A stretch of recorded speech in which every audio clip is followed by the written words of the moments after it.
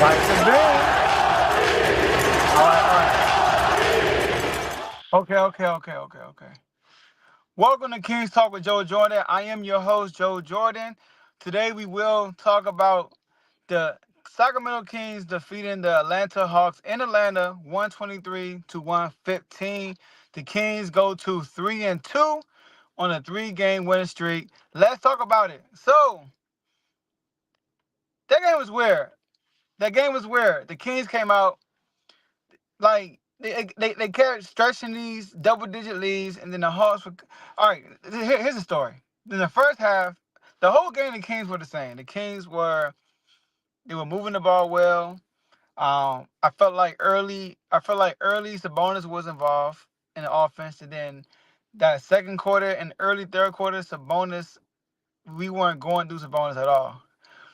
But defensively in the first half, we were getting beat off the dribble a lot, and we was getting killed by the lob.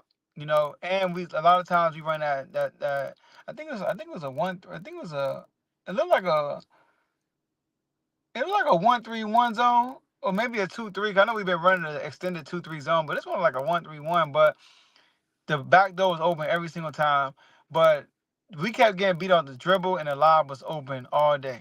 So that was a big issue in the first half. But then in the second half, this dude. Well, first, before I go through that, let's go through the stats. Field goal percentage: Kings 48, Hawks 44. 3-point percentage: Kings 33, Hawks 38. The Hawks shot 53s. We shot 33. I told you 40 is a number I'm looking at. But they shot 53s. Free throws. We get into the line, y'all. We get into the line a lot. Got to the free throw line 30 times. We was 26 from 30, 86%. Already we're showing, you can see all training camp, I would say all season, but that's their break. But Mike Brown is put it into their brains. We gotta hit our free throws. Because this team is shooting well from the free throw line all year. 86%. The Hawks shot 18, 77%. We out rebounded the Hawks 51 to 40. We had 43 field goals made and 28 assists. Now, obviously, a lot of those that weren't assists were DeRozan one-on-one and De'Aaron Fox. There were a lot of times in this game where we couldn't find offense, and De'Aaron Fox just found a bucket for us.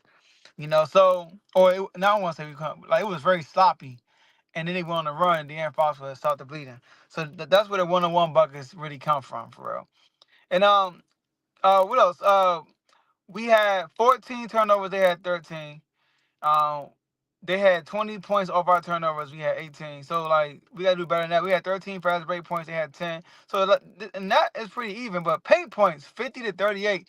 You would think that they had more paint points. Early on, they were getting easy buckets in the paint. But then we kind of slowed that down, and they started jacking up those threes. But, yeah, 21 fouls and 22.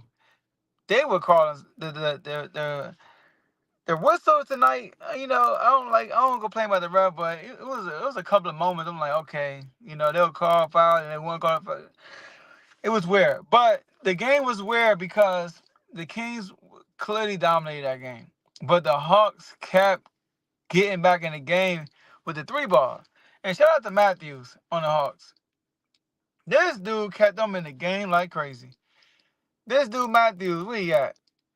He was 8 from 15 from the field, 7 from 13 from 3. 7 for 13 from 3, 23 points, y'all. Crazy. He even started in the second half. That's how good he was doing. They started him in the second half. So he was cooking. And for some reason, he was wide open every single time. Not every single time, but you get what I'm saying. The Kings did a good job on Trae Young. They blitzed him almost every time they set a pick. He was 8 for 21 from the field, 3 from 9 from 3. He did have 12 assists. He had 25 points. It was crazy because it was one part of the game when they said Trae Young with his 20th point. I'm like, he got 20? It don't feel like it. How many free throws he shot? He didn't get to the line a lot either. He knew to get to he was 6 from 7. He shot 7 free throws. All right, but for the most part, I feel like they did a good job with Trae Young. What else? Capella was getting offensive rebounds like crazy. Oh, he only had 3. It felt like he had a million. They had 8 offensive rebounds. He had 7. Let me tell you, sorry, 10 total. and he was 7 from 9, all layups and dunks. He was 7 from 9. So we didn't do a good job on the defensive glass in the first half. They were getting a lot of offensive rebounds, a lot of second chance opportunities, you know. But for the most, you know, the thing is, this this this team, the Lightning Hawks, are not good. So the little like the big mistakes we made up for because of our talent. Really, 'cause we made a lot of mistakes this game. I feel like we left a lot of open looks, like a lot of wide layups, a lot of open dunks. A lot of stuff inside. We left like we did a terrible job defending the three. This game they were breaking wide open threes. Like the rookie, he hit his first three and make a 3 cents, but he was open almost every single time. So like I felt like we didn't do a lot of things good, but we got away because of the talent we have, and they just not that good. And defensively, the Hawks aren't good at all. But you look at our players. We don't want to start with the player of the game. Once again, it's De'Aaron Fox. De'Aaron Fox is the player of the game. He had 31 points, 7 rebounds, 3 assists, 4 steals. He was 11 from 16 from the field. Only took 16 shots. Um, and he was 4 from 6 from the three-point line. So he shot, and he was 5 from 6 from the free throw line. Fox is shooting better from the free throw line, y'all. He is shooting better from the free throw line. So Fox was a crazy game for him because he was getting frustrated. You can tell he was getting frustrated. It was one play in the second half where he tried to pass it, and it went off a Hawks defender's leg, and he's yelling kickball, kickball, and then the Hawks come down. Did they score? They did not score. I don't think they did score. They scored, and then they missed. Then Malik gets the rebound. No, they did score. Malik gets the ball. He gives it to Fox. Fox go around and pick up Sabonis and dunked on, I forgot who it was. I think it was Capella. Dunked on somebody, and they called offensive foul on Sabonis. He was so mad. So Fox getting frustrated, and that's why he had a good game. Because there was also a time that Mike Brown had De'Aaron Fox sit, and they went on a run. I mean, they went on a run. Matthews was hitting threes, and then Fox came back in the game, and then Trae Young caught Fox for the move, step back three in the corner, rainbow three, and made it. So, shout out to Carl. Carl just sent me a text. It was a good one. Shout out to, make sure y'all subscribe to CTC. Carl's Talking College. And then after that, Fox came down, scored. They missed. DeRozan came down, scored. They missed. Fox came down, scored again. They called timeout. Fox like, relax, y'all, relax. So De'Aaron Fox is a player of the game. Man, when De'Aaron Fox is in that mode, when like he's frustrated and like, all right, that's when he's dangerous for real. He's really dangerous when he get like that. All right, DeRozan, 27 points, 8 rebounds, 2 assists, 3. By the way, Fox had 6 turnovers. He had 6 turnovers. We got to work on that. He had a lot of stuff where he was like off the dribble, they just pluck him. DeMar DeRozan, 27 points, 8 rebounds, 2 assists, 3 steals, 1 block, 1 turnover. 9 for 16 from the field, 1 for 1 from the three-point line. Yeah, he's shooting threes. He shooting 3. Only 1 3. 8 from 10 from the free throw line. He missed his first 2 and hit 8 in a row.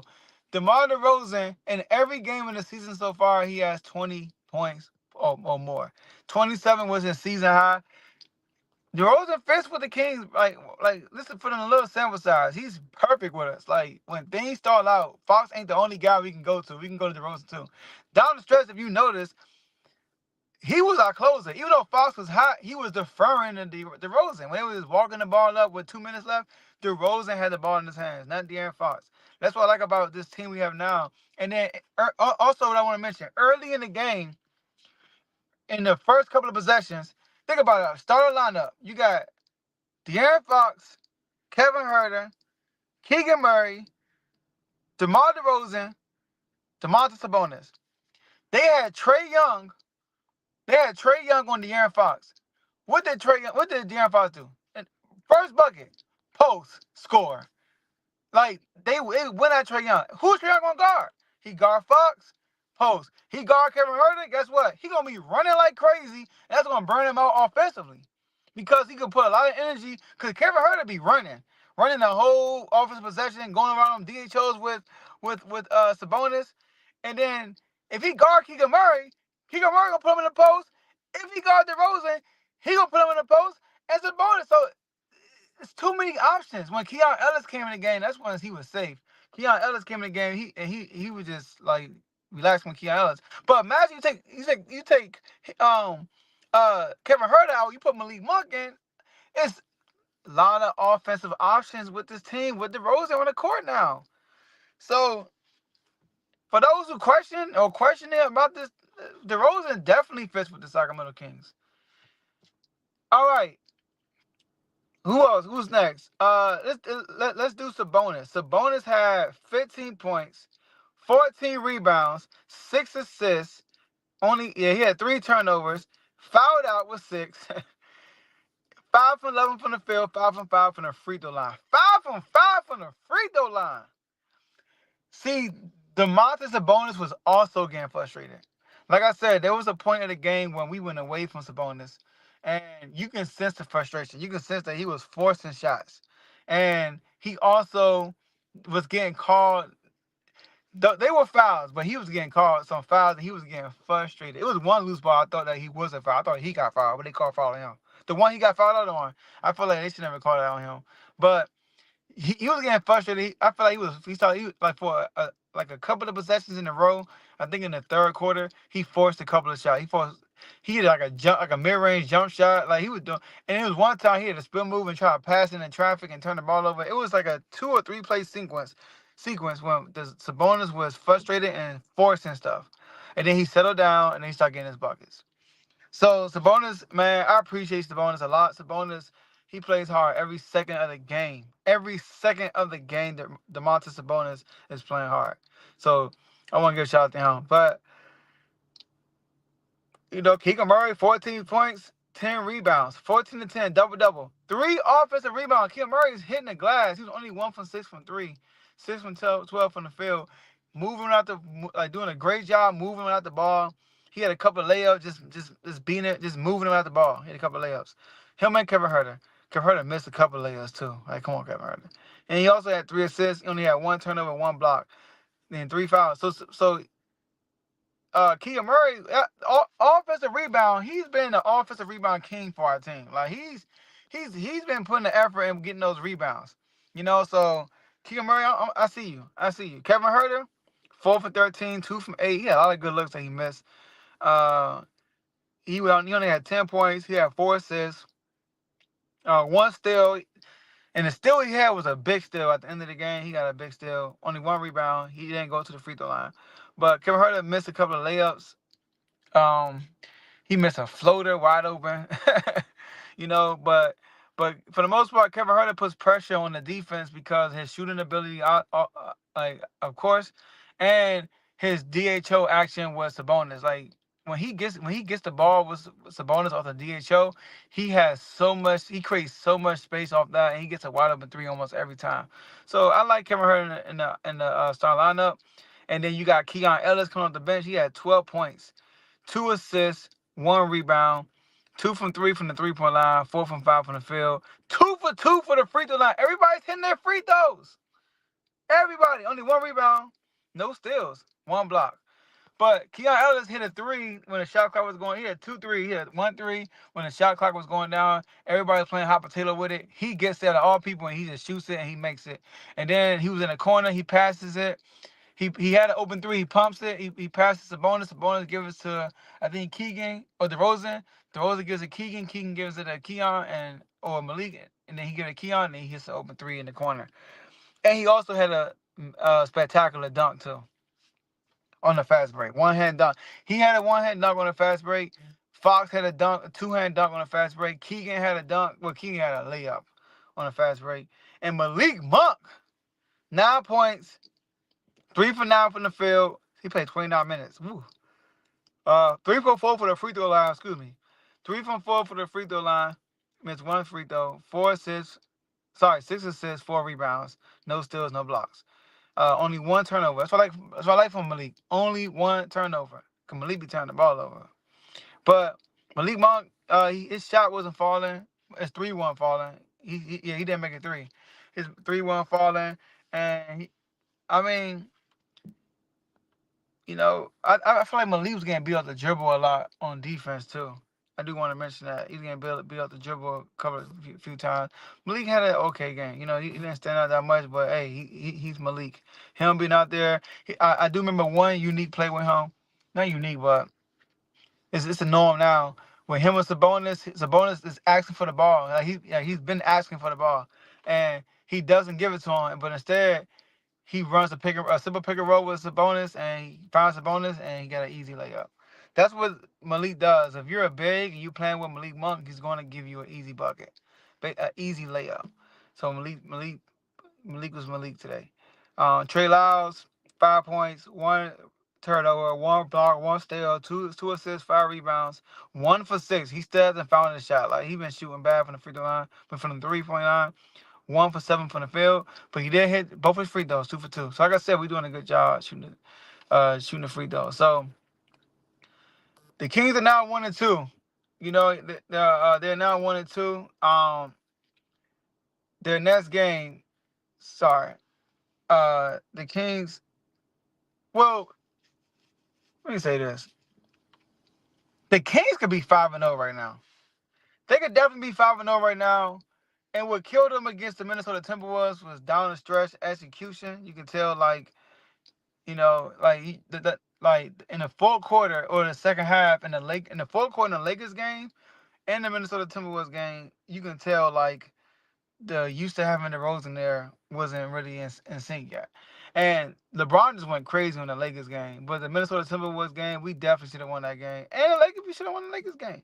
But the next game was against Toronto. DeMar DeRozan's first stomping grounds. We play Toronto tomorrow at 7:30 p.m. So I will be back with another episode with y'all after the game.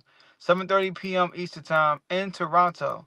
And then after that, we got Miami. Shout out to my boy Dave. So most likely, I will have Dave on with me on Monday night talking to the Miami Heat game. So anybody part of the Refuse to Lose family, when we play y'all squad, yeah, definitely join me on King's Talk so we can talk about that game. But yeah, listen, I appreciate y'all for staying. Make sure y'all like this video, subscribe to the YouTube channel. It's a new channel, but it's going to grow. Like I said, I want to give y'all a recap after every single Sacramento Kings game. Like the same day after the game, we're gonna go live. If I'm out like I am right now, we're gonna pull over in the car and we're gonna do this live. That's what we're gonna do. We're gonna give y'all a recap after every single game. If there's any news going on about the Kings leading up to that game, like a trade happen, something, any type of news, we will address it after during the recap. So I will be doing all 82 games plus the playoff games, because we're gonna make the playoffs. No play-in. So I will be here. So make sure y'all like, subscribe. Subscribe. Kings Talk with Joe Jordan.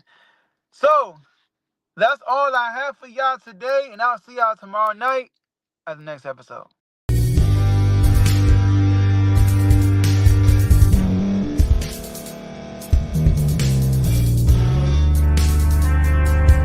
Thank you for staying to the end. If you're watching this on YouTube, please like this video, subscribe, and also hit that notification button so you can be notified next time we put out a video. If you're listening on any podcast platform, subscribe and hit that notification button, y'all, so you can be notified we put out another podcast audio.